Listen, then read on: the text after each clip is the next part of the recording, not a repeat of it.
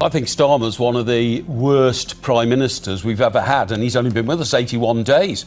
But look what he's done in those 81 days. He's allowed the Chancellor to go ahead with a scheme where 4,000 pensioners could freeze to death this winter, and those are Labour figures, by the way, not Tory figures, OK.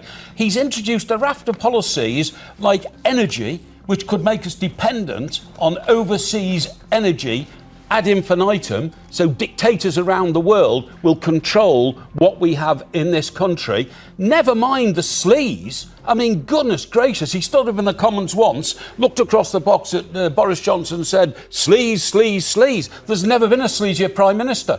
Never been a sleazier Prime Minister. Then Keir Starmer. Never. So what makes you call him sleazy? Sleazy's an interesting word for you to use. Well, if you're walking around in other people's suits to try and improve your image, I saw one... Well, it's his suit, it's just paid for by somebody else. Did you know that there has been a real storm of discontent in the Labour Party towards Keir Starmer? What happens when deputies who used to be his loyal supporters start moving away from him? It's not just discontent, it's a revelation. They not only voiced their claims, but also revealed shocking secrets that could ruin his political career. From Tulip Saddick, the former finance minister, to Dan Cardin, Rosie Duffield, Andy MacDonald, and other parliamentarians who have either been suspended or betrayed Starmer, we get a shocking insight into what is really going on inside the party and how Starmer manages it. These angry deputies opened their eyes to the true state of affairs, and it infuriated Starmer. He hid his face in shame and did his best to silence them. Labour are rattled. Yeah. They're rattled. They're scared. Streeting is rattled. Mm-hmm. They're going down. They're not popular. I mean, this is the worst start for any government. I think Keir Starmer is the worst ever Prime Minister, and it shows in all the polls. His popularity has sunk. Keir says Khan wouldn't work with reform to look at employing more police to tackle knife crime, which predominantly affects black youths in London. That's how much he cares. So that was what it was. So instead of dealing with the issue and saying, you know, we all need to work together, this politicking comes into play once again. Yeah, I think it's a bad characteristic to be stubborn in politics. I really do. I think sometimes you need to deal with a cross-party approach. But just to be so principled, I think it's a misguided principle, but just to be so principled to say, reform, I don't want anything to do with it. I think that's so counterproductive. Well, it's actually pathetic, and it's not what he should be saying or doing at all. But I'm afraid that man, for me, another one that I think is an absolutely appalling person. We have just learned the shocking truth. Keir Starmer deliberately appointed a man to the cabinet of ministers who was convicted of lying to the police, fraud, and deception. How could he make such a choice?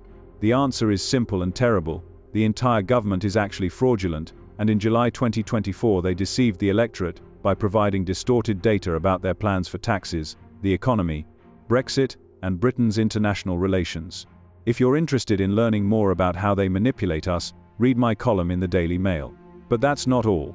We have witnessed MPs from the Labour Party resigning, unable to tolerate Starmer's actions any longer. Rosie Duffield's departure from the Labour Party is a clear signal of serious cracks in Keir Starmer's leadership. As the MP for Canterbury, Duffield resigned from her position during the freebie scandal, accusing Starmer of creating an atmosphere of negligence, nepotism, and outright greed.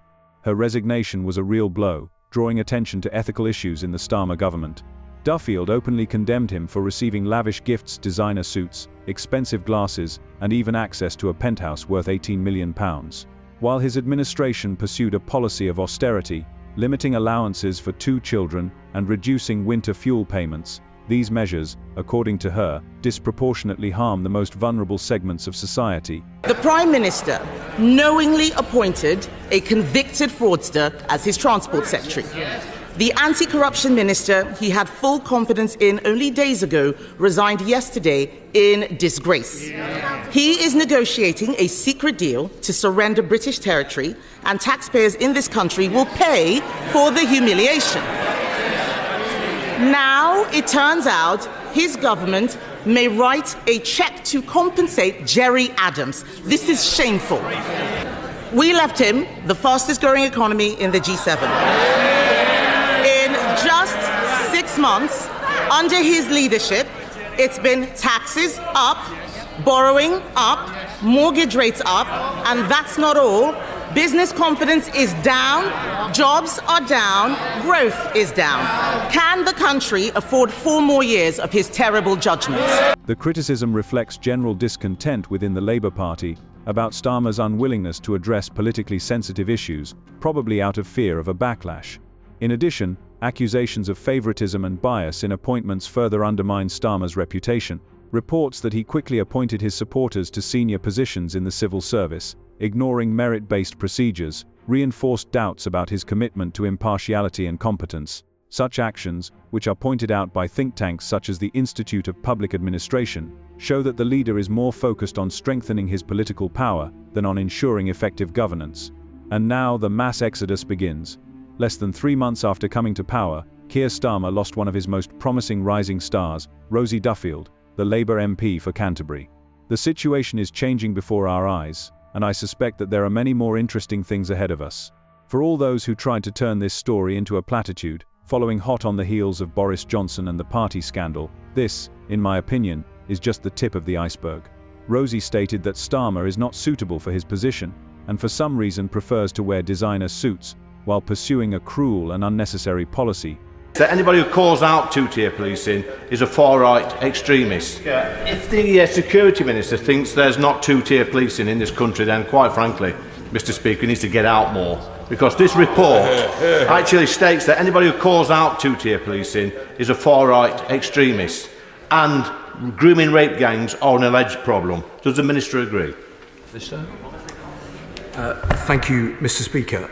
The point I was seeking to make earlier on, and I'm happy to reiterate to the honourable member, is about the importance that we on this side attach to supporting. Keep an eye on the developments, because that's not all.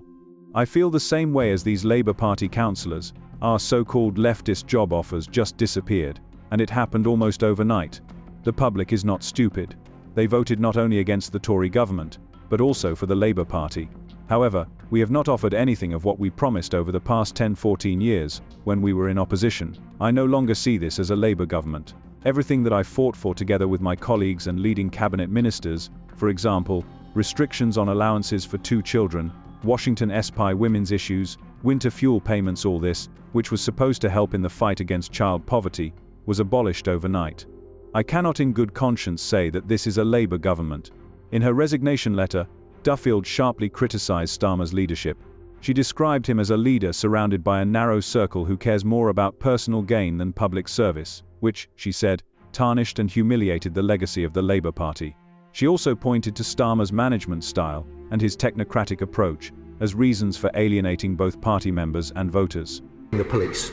We think that the police do an incredibly difficult job, and whilst he might think that I need to get out a bit more, well, perhaps the honourable member might like to consider spending a bit of time with police officers on the beat in his constituency, in his area.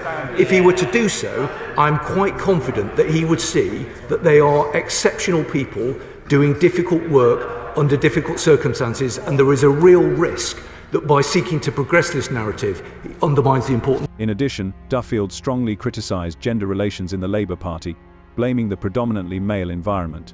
Duffield said that if Starmer was fired, she could return to the Labour Party.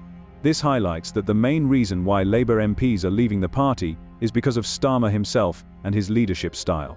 Therefore, analysts believe that a conspiracy to replace Starmer has already begun in order to save the party in the next election. However, I think there is a serious storm ahead of us. I don't think anyone thought the first 100 days of this Labour government would be so chaotic. I expected them to be bad. I didn't expect them to be this bad. Now, I speak to people out and about, and it's very much now, it's us and them. These were meant to be for the working man, for the working woman, but they're getting freebies, they're getting use of an £18 million penthouse, they're getting free clothes, free glasses. You know, Lord Ali is like an ATM machine, they can just go and withdraw money. This is embarrassing, and I don't think Labour are going to get rid of this label now. So, what does the future hold for the Labour Party? Some argue that they need a complete restructuring, a new leader, a new policy, and so on. Others believe that they just need to wait out the storm and hope that voters will forget about the current chaos. But it is important to remember that the Labour Party has already faced similar situations. Do you remember how after the elections, everyone thought that the party was on the verge of collapse? Then they were able to recover. The question is, will they be able to do it again? One thing is for sure, the rank and file members of the Labour Party are unhappy. They are watching their party disintegrate, and they are not going to stand by and do nothing. If Starmer does not change the situation soon, he risks losing his position. As time goes on, Labour needs to find a way to reach out to both those who want to leave and those who want to stay before it's too late. See you.